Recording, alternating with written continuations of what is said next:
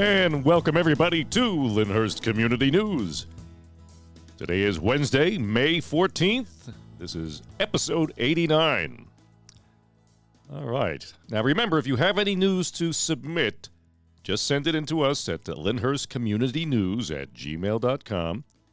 And I always post that down below the video on YouTube in the description box. And send in your news. Most of you do send in the news, which is very much appreciated. And some weeks, as I say, more than others. There's more news some weeks than others. But this week, of course, the big news is our local election. So I have here the unofficial results. They've been certified by the township clerk. It's just now they go up to the county to get certified by the county clerk. So here we go. Mayor Robert Jangeruso won his fifth term. And he came in number one, as he always has come in number one, with 1,929 votes, followed by the newly elected commissioner-elect, David Mateen, a wonderful young man of 30 years old, attorney, who walked the entire township and worked very hard. He knew he was the underdog. He knew he had a new name that people may not know, but he came in number two with 1,855 votes, followed by Commissioner Louis DeMarco, with 1,841 votes. After that was Commissioner Karen Haggerty with 1,738 votes. And finally, Commissioner Richie Jarvis with 1,708 votes. So you had four incumbents win re-election and one new commissioner. The other candidates, Commissioner John Montillo, he came in sixth with 1,669 votes. And candidate Darius Hughes with 1,483 votes, followed by Teresa Sedlock with 1,308 votes, Stephen Roddy Marino with 1,307 votes, and then Dominic Abate, who serves on the Board of Education, with 1,148 votes. And after that, we had Richard J. DeLascio, former mayor, with 887 votes, having run as an independent. So obviously, I want to congratulate all of those who were elected. But I also want to say that for anyone who runs for office, having done this myself, having been a commissioner, you're putting your name out there, your reputation. It's not always pretty. It could get very rough, and I have to say I was very happy that this election didn't get dirty. Yeah, there was some things on Facebook, but, you know, you can't – that's just the way those things go. And in generally speaking, the people are generally satisfied with the township. I know there's all sorts of issues. I read the people's comments, but much of what people complain about is really not under the auspices of the township, especially like all the traffic coming through town. That's not something we can control. The apartments, well, we've discussed that many times on this show about the builder's remedy, affordable housing lawsuits, something that nobody wants. Nobody who is running wants that. And I believe that almost, I would say everybody who was running cares about the township. They were all Lyndhurst people. And the election's over, and it's time to just move forward and, heal and everybody get along, because it's a small town where we all know each other. And let's work together to make these next 4 years very good, and for the township. And that means now I would say that the Lincoln School project will probably now move forward as the medical facility, which was recommended to the Board of Commissioners by the Redevelopment Commission.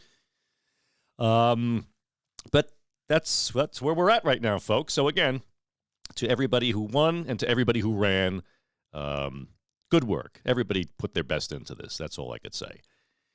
One of the things I've noticed, having been involved in Lyndhurst politics my entire life, is that every 4 years, the total number of votes cast continues to shrink in our May elections.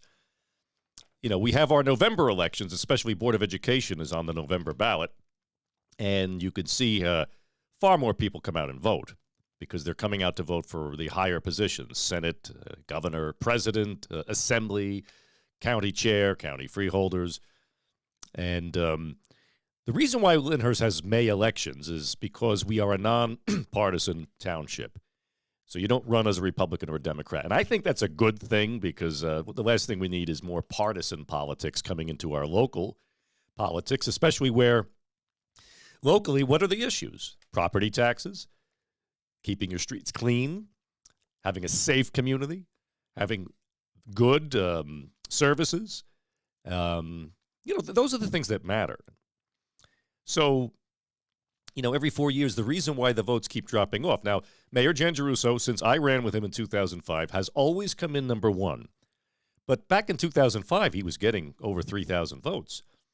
And with each and every 4 years that passed, I would notice how the votes were going down and down.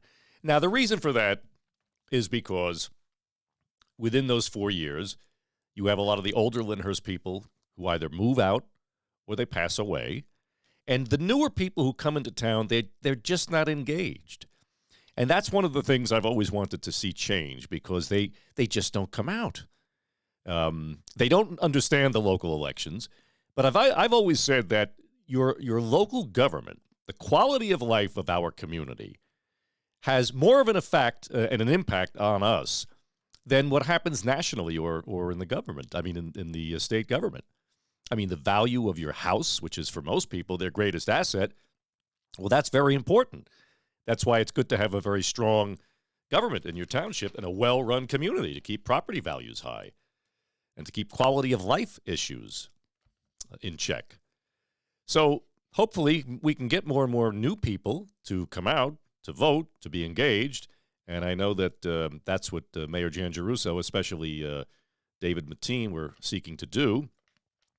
So hopefully that will be the case. Okay, so anyway, one bit of information I did want to give you. We have it on a very strong information from the county on the Lyndhurst Diner property. So apparently, because River Road is a county road, if you want to do anything with that piece of property, you have to first get approval from the county, like if you're going to make curb cuts or anything to do with the traffic flow. So from what I've been told, and again, I don't have absolute confirmation of this, but from what I'm told, and this came from somebody in the county, that I believe it's going to be a quick check.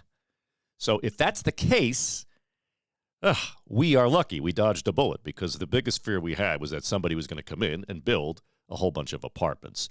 That's the last thing that intersection needs. I mean, that intersection is brutal, as you know.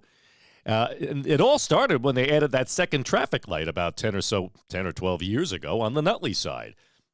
And that's a separate county. So to even coordinate how the traffic lights work becomes a nightmare. But so if it's going to be a quick check, that is going to be much better than apartments. Because every time a piece of property goes up for sale, we have to worry that somebody's going to come in and build apartments. And we won't be able to say no. We could work with them. We could have them downsize it, which we do, or should I say the township does every time. Because what you're seeing on the old Savino property is actually far less than what was originally put in. I think the original application was for 27 units.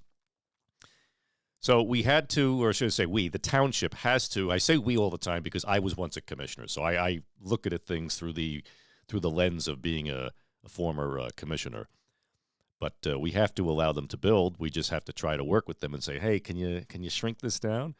Because if we say no, they appeal to the county on builder's remedy, which I've covered on the show, and I think everybody now is familiar with that because this topic was very prominent during this past commission election because a lot of people were trying to make overdevelopment the issue. And overdevelopment is something that no matter who won, they were still never going to be able to say no to the apartments. So every application that comes in that is not apartments is basically a win for us. All righty. Let's see what I've got next. So we've got a few things here. All right. Now, this weekend, there's going to be a town-wide garage sale on the 17th and the 18th here in town. Now, of course, depending upon the weather, you can decide whether or not you want to participate. It's still on. It'll be from 9 a.m. to 3 p.m.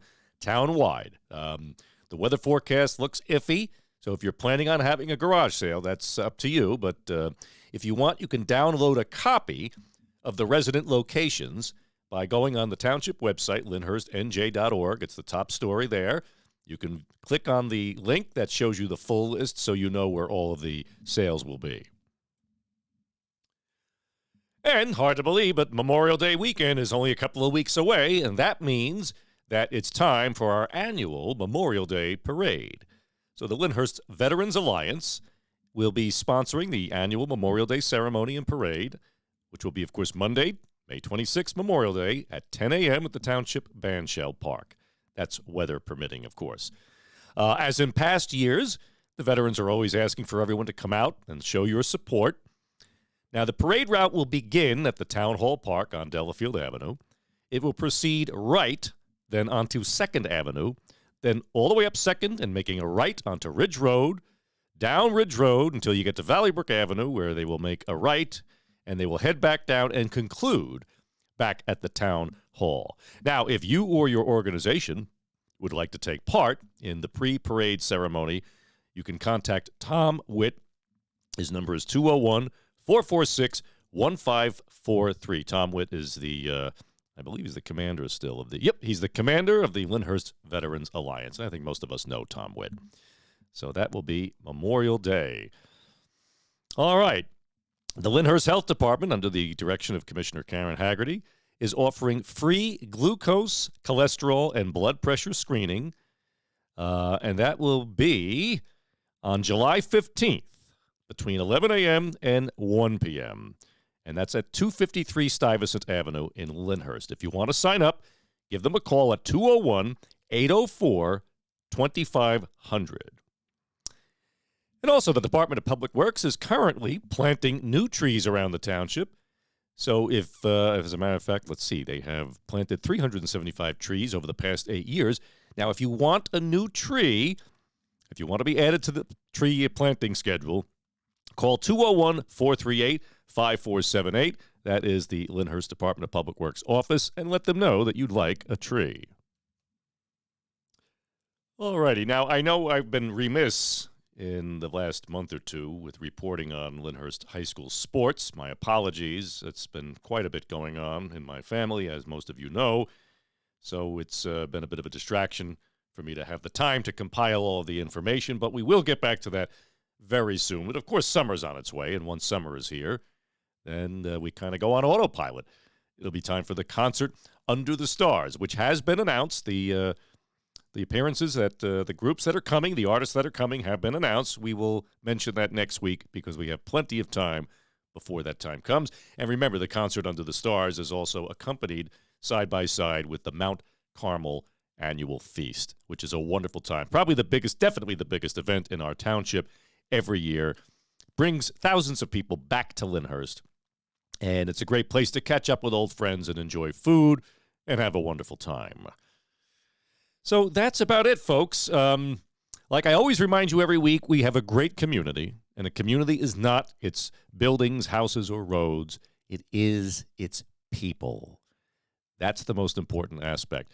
And what we have in this community is wonderful people, close-knit families, lots of great traditions, and we want to keep it that way. So remember, get to know your neighbors. Encourage them in the future to get out and vote. Let them know how important it is to vote in your local elections. And look after your senior citizen neighbors, anybody who's elderly, check in on them. You know, this is how we build community, one person at a time, helping one another, which is what we've always done here in Lyndhurst. And don't forget to make sure your smoke detectors and CO detectors are working, as per the Lyndhurst Volunteer Fire Department. So until next week, this is Brian Haggerty saying God bless you and God bless the Township of Lyndhurst. I'll see you next week.